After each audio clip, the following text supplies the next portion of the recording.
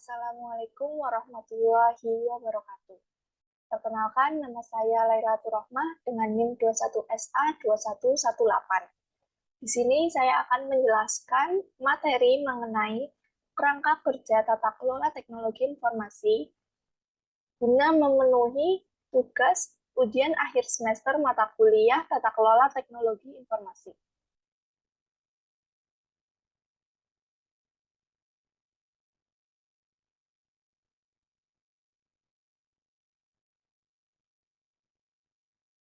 Untuk yang pertama yaitu ada definisi dari kerangka kerja. Apa sih itu kerangka kerja? Kerangka kerja tata kelola teknologi informasi adalah serangkaian pedoman, praktis, proses, dan alat yang dirancang untuk membantu organisasi mengelola, mengendalikan, dan mengoptimalkan penggunaan teknologi informasi dalam mencapai tujuan bisnis mereka. Kerangka kerja ini memberikan struktur dan metodologi yang terstandarisasi untuk memastikan bahwa semua aspek pengelolaan teknologi informasi dilakukan secara efisien, efektif, dan sesuai dengan tujuan strategis organisasi. Kerangka kerja ini memiliki beberapa macam.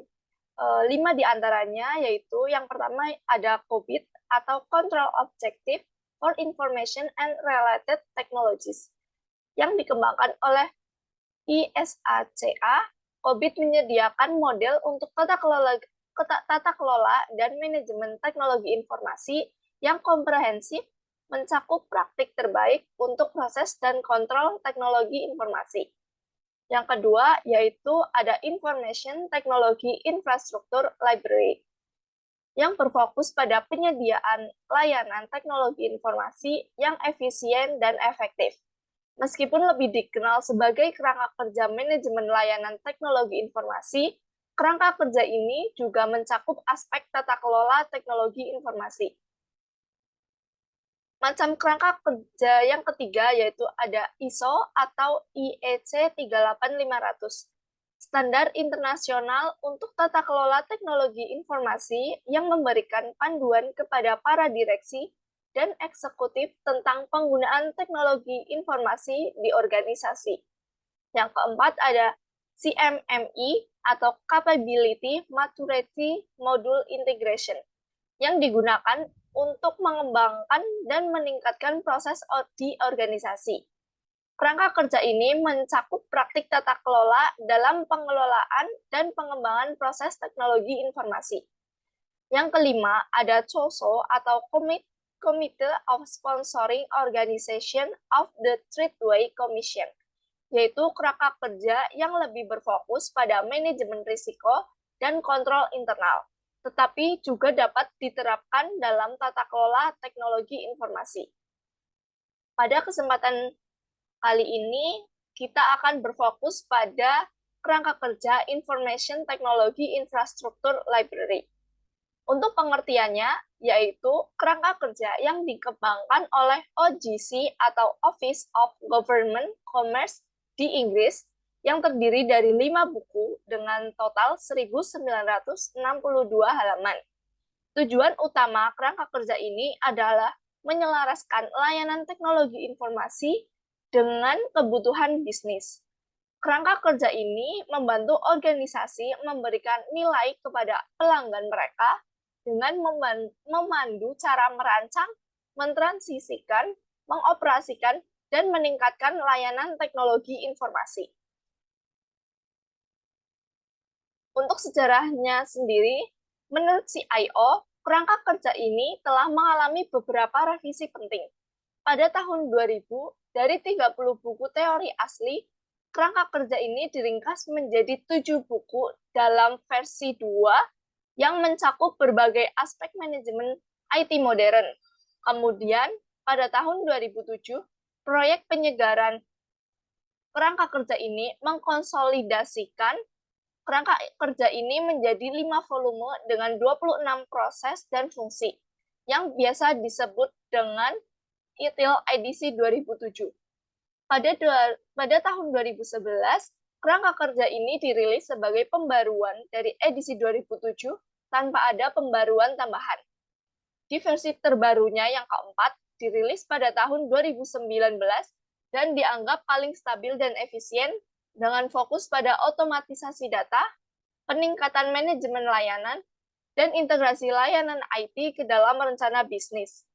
Dalam versi yang keempat ini, juga memperbarui kerangka kerja untuk menyelaraskan teknologi dan kinerja perangkat lunak dengan standar modern, membuat tim teknologi informasi lebih gesit dan kolaboratif, menjadikan information teknologi perusahaan bagian internal dan setiap bisnis.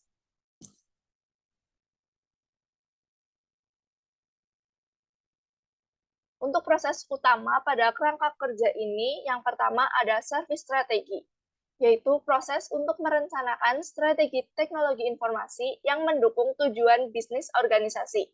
Fokus utamanya adalah memahami dan menerjemahkan kebutuhan bisnis menjadi strategi layanan teknologi informasi yang efektif.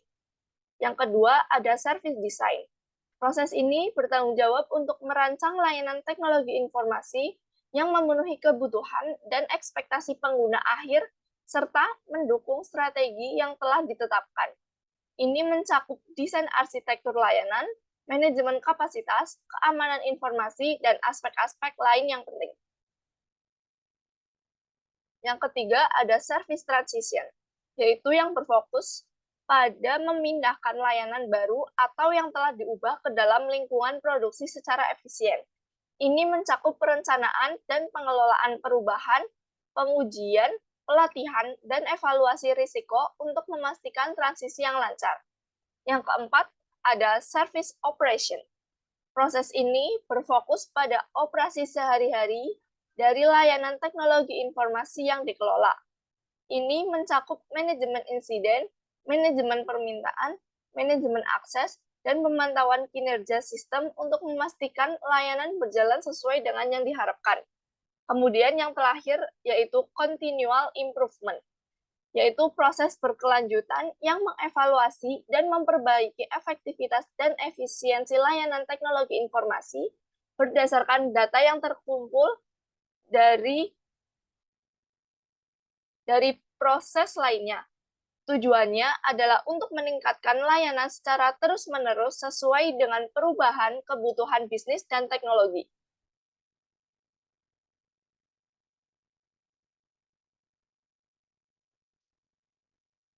Selanjutnya yaitu ada manfaat penerapan kerangka kerja ini.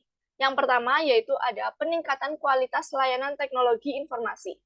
Penerapan kerangka kerja ini membantu perusahaan meningkatkan kualitas layanan teknologi informasi melalui standarisasi proses yang jelas. Dengan pedoman yang terstruktur, perusahaan dapat memberikan layanan yang konsisten dan berkualitas tinggi kepada pelanggan. Kerangka kerja ini juga memfokuskan pada pemahaman dan pemenuhan kebutuhan pelanggan, sehingga layanan teknologi informasi dapat lebih efektif dalam memenuhi ekspektasi dan kebutuhan pelanggan. Yang kedua, ada efisiensi operasional. Kerangka kerja ini membantu perusahaan mengoptimalkan penggunaan sumber daya teknologi informasi dengan proses yang terstandarisasi dan terintegrasi. Hal ini mengurangi duplikasi usaha dan memperbaiki koordinasi antar tim yang pada gilirannya mengurangi biaya operasional. Dengan mengelola sumber daya dengan lebih baik, perusahaan dapat mencapai hasil yang lebih baik dengan menggunakan lebih sedikit sumber daya yang pada gilirannya dapat meningkatkan efisiensi operasional secara keseluruhan. Selanjutnya ada pengelolaan risiko yang baik. Dengan bantuan kerangka kerja ini, perusahaan dapat mengidentifikasi dan mengelola risiko yang terkait dengan layanan teknologi informasi secara lebih efektif. Kerangka kerja ini menyediakan langkah-langkah untuk mengurangi dampak potensi risiko sehingga meminimalkan kemungkinan terjadinya masalah besar. Selain itu, kepatuhan terhadap regulasi dan standar industri dapat dipastikan, yang membantu mengurangi risiko hukum dan operasional yang dapat merugikan perusahaan. Kemudian, transparansi dan akuntabilitas. Penerapan kerangka kerja ini meningkatkan transparansi dalam operasional teknologi informasi melalui mekanisme pelaporan yang terstruktur. Dengan pelaporan yang jelas dan teratur, manajemen dapat memantau kinerja layanan teknologi informasi dengan lebih efektif. Selain itu, definisi peran dan tanggung jawab yang jelas membantu dalam meningkatkan akuntabilitas dalam tim teknologi informasi, memastikan bahwa setiap anggota tim memahami dan memenuhi tanggung jawab mereka dengan baik. Dalam suatu kerangka kerja pastinya memiliki kelebihan dan kelemahannya masing-masing. Pada bagian ini, kita akan menjelaskan mengenai kelebihan kerangka kerja Information Technology Infrastructure Library. Kerangka kerja ini memberikan layanan untuk mengelola layanan teknologi informasi. Dalam mengimplementasikan ITSM dalam perusahaan, kerangka kerja ini memiliki beberapa keuntungan atau kelebihan, yaitu yang pertama, pelayanan kerangka kerja ini yang sudah terbukti dan digunakan secara global.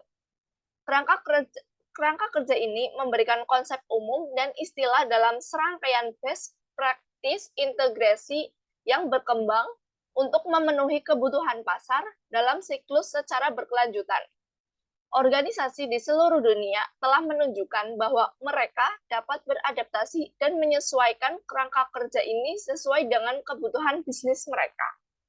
Yang kedua, peningkatan kepuasan dan hubungan pelanggan dengan perusahaan ini dirancang untuk membantu setiap orang untuk memusatkan perhatian mereka pada kebutuhan pelanggan dan pengalaman user daripada terlalu berfokus kepada masalah teknologi. Yang ketiga, yaitu kualitas layanan yang lebih baik. Dengan mengadopsi konsep yang sudah terbukti, penyedia layanan dapat dengan mudah memberikan layanan secara konsisten dengan tingkat layanan yang sudah disepakati, efisien, dan efektif. Tim support dapat memberikan layanan dengan cepat, mengurangi downtime dan gangguan. Yang keempat, yaitu produktivitas yang lebih baik bagi perusahaan. Dan yang terakhir adalah pemanfaatan standar industri untuk penyediaan layanan teknologi informasi berkualitas tinggi sesuai dengan implementasi perusahaan berskala kecil maupun berskala besar. Setelah mengetahui kelebihannya, kita akan membahas mengenai kekurangan Information Technology Infrastructure Library. Yang pertama yaitu konsep dari kerangka kerja ini yang komprehensif dalam sifatnya dan penggunaan yang dapat menyebabkan biaya yang cukup besar. Yang kedua yaitu versi 3 dari kerangka kerja ini mencakup keseluruhan life cycle sehingga tidak mudah dimengerti, di mana versi 2 dari kerangka kerja ini hanya berfokus pada produksi dan support untuk proses sederhana, sehingga lebih mudah untuk dimengerti. Yang ketiga yaitu buku-buku kerangka kerja ini terlalu mahal, sehingga tidak terjangkau bagi pengguna non-komersial. Yang keempat yaitu implementasi dan credentialing dari kerangka kerja ini membutuhkan pelatihan khusus. Yang kelima yaitu biaya sertifikasi kerangka kerja ini yang terlalu tinggi menurut Syahid pada tahun 2009. Kemudian yaitu ada tantangan implementasi dalam penggunaan kerangka kerja ini. Yang pertama yaitu resistensi terhadap perubahan. Tantangan utama adalah resistensi dari staf terhadap perubahan yang diperlakukan oleh kerangka kerja ini. Karyawan mungkin enggan atau kesulitan beradaptasi dengan proses baru karena kebiasaan lama. Ketakutan akan perubahan peran atau tanggung jawab, atau kurangnya pemahaman tentang manfaat yang akan diperoleh dari implementasi Information Technology Infrastructure Library. Yang kedua, ada kebutuhan sumber daya yang signifikan. Implementasi kerangka kerja ini membutuhkan investasi yang signifikan dalam hal sumber daya manusia, waktu, dan finansial. Ini termasuk biaya untuk pelatihan karyawan dalam praktik-praktik kerangka kerja ini, pengembangan atau penerapan alat-alat manajemen baru yang mendukung kerangka kerja ini, serta waktu yang dibutuhkan untuk menyesuaikan proses internal dengan kerangka kerja ini yang baru. Yang ketiga yaitu kompleksitas integrasi. Mengintegrasikan kerangka kerja ini dengan sistem-sistem yang sudah ada di organisasi bisa menjadi kompleks dan menantang. Sistem-sistem yang ada mungkin telah dikonfigurasi atau di-customize untuk memenuhi kebutuhan bisnis yang ada dan menyelaraskan mereka dengan praktik informasi teknologi infrastruktur library dapat memerlukan penyesuaian agar tidak mengganggu operasi yang sedang berjalan. Berikut saya contohkan studi kasus, yaitu implementasi informasi teknologi infrastruktur library pada PT Abadi Jaya. Untuk latar belakang PT Abadi Jaya ini adalah perusahaan teknologi informasi yang menyediakan layanan outsourcing dan pengembangan perangkat lunak bagi klien di berbagai industri. Seiring dengan pertumbuhan perusahaan, manajemen PT Abadi Jaya merasa perlu untuk meningkatkan kualitas layanan teknologi informasi mereka untuk memenuhi kebutuhan klien dengan lebih baik dan meningkatkan efisiensi operasional. Permasalahan yang ada pada PT Abadi Jaya yang pertama yaitu ketidakkonsistenan layanan. Ada perbedaan dalam kualitas dan kecepatan layanan yang diberikan kepada klien. Yang kedua adalah tidak ada standar operasional. Maksudnya, kurangnya prosedur dan kebijakan standar dalam menangani insiden dan permintaan layanan. Yang ketiga, ada pengelolaan risiko yang buruk. Tidak ada sistem yang efektif untuk mengidentifikasi dan mengelola risiko teknologi informasi. Setelah mengetahui permasalahan yang ada, maka kita menggunakan Information Technology Informasi Library, infrastruktur library pada PT Abadi Jaya, yang memutuskan untuk menerapkan kerangka kerja ini dalam pengelolaan layanan teknologi informasi mereka dengan langkah-langkah berikut. Yang pertama adalah assessment awal, yaitu melakukan penilaian awal untuk mengidentifikasi area yang memerlukan perbaikan. Yang kedua yaitu pelatihan staf, mengadakan pelatihan kerangka kerja ini untuk seluruh staf yang terlibat dalam layanan teknologi informasi. Yang ketiga ada penyusunan prosedur, yaitu menyusun dan mendokumentasikan prosedur standar operasional atau SOP berdasarkan panduan kerangka kerja ini. Yang keempat yaitu penerapan modul Information Technology Infrastructure Library.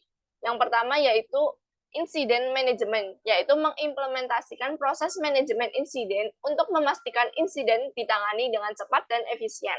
Yang kedua ada Change Management, mengelola perubahan dalam sistem teknologi informasi dengan prosedur yang terdefinisi untuk meminimalkan risiko dan dampak pada layanan.